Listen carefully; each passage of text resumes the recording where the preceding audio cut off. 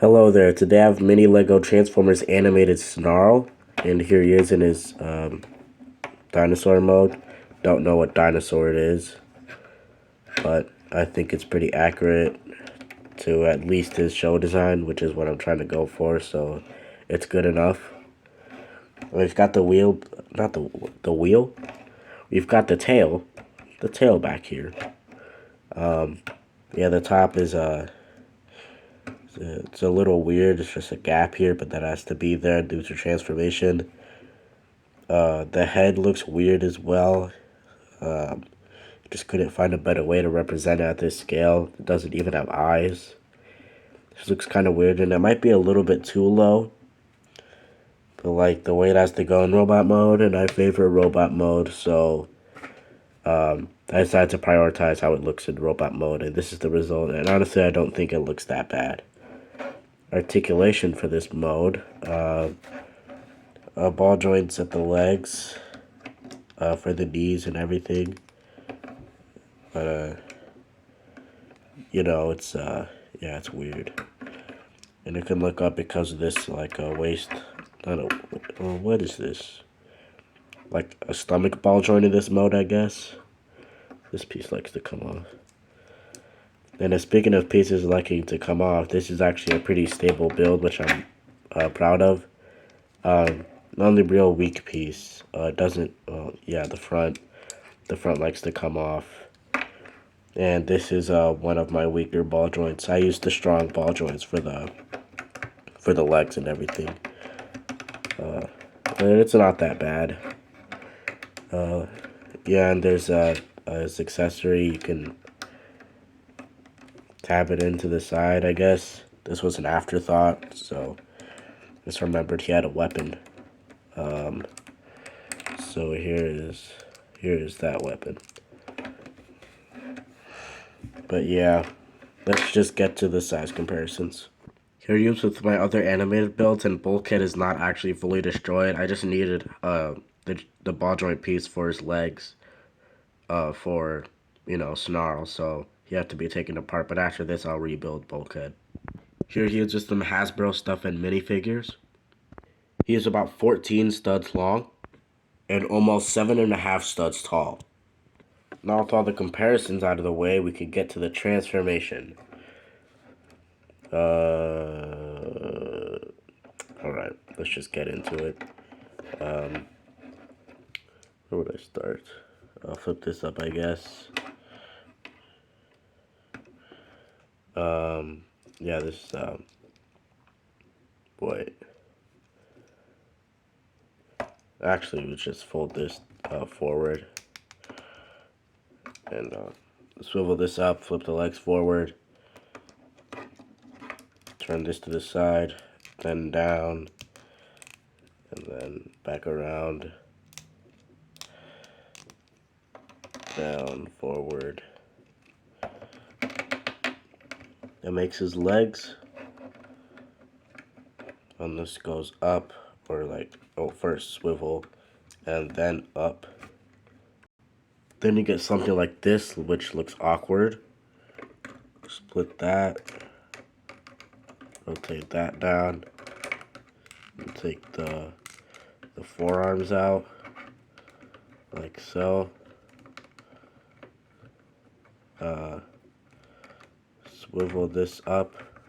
Well, it should have already been swiveled up, but it likes to go back down.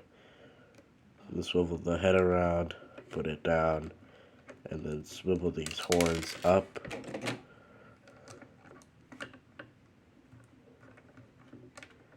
And yeah, we're almost done. Just the final step. Split the tail to make his like little wing things in the back. And there you go. That is Snarl in his robot mode. Yeah. He doesn't look as chunky as he would in the actual design, just due to how the legs compress. I couldn't just like fill this section in. Like as you can see where my finger is, just imagine that's like red. Like he's supposed to look chunky like that, but Obviously, he doesn't because of how he has to compress for alternate mode. He doesn't have a lot of kibble, which is nice. Yeah, the dinosaur head juts out a little bit, but it does that in the actual figure, which this is based off of. I did a first version where the legs were like fake pieces in robot mode, and on his wings, the actual legs for the dinosaur mode were just hanging off in the back. It just looked bad. I was actually gonna leave it like that, but I decided to just redo it because I knew I could do better, and I'm very glad I redid it. Articulation, the wings, they only go down that far. Got a ball joint at the shoulder, ball joint at the elbow, full head swivel. He actually, due to transformation, he kind of has a waist swivel. And you can look up, but obviously it looks bad. Yeah. Ball joint at the legs and the knee. Let me just get him in a pose real quick because I feel like it. I just really like this figure. I'm really glad that I redid it. I especially like it in robot mode, obviously, because it's the prioritized mode and everything is falling apart. And I think this is a great time to introduce his weapon, the club. Wherever it is, right there. Yeah, since he doesn't have any tabs on the top of his hand or on the front edge, you just tab it into the bottom of his hand. And you fold it up.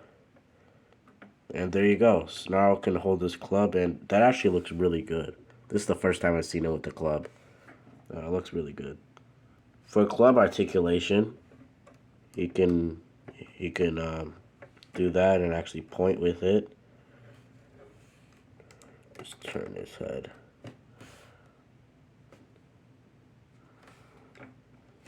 And obviously a swivel, or not swivel, a slide side to side. This is actually a really strong clip. And I honestly don't know why. A lot of my clips are just either broken or really loose. And the yellow piece on the bottom is supposed to represent the dinosaur feet, I guess, on the... Actually, I don't even know if that's back there. I don't think it is, but it's there. Here is Snarl with Hasbro and Lego. Snarl is basically 9 studs tall, not counting the spikes on his head.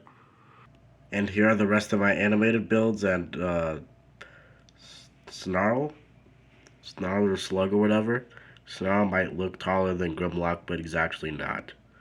Here he is next to Grimlock, and while this isn't the best scale, at least he's shorter than Grimlock and taller than Swoop.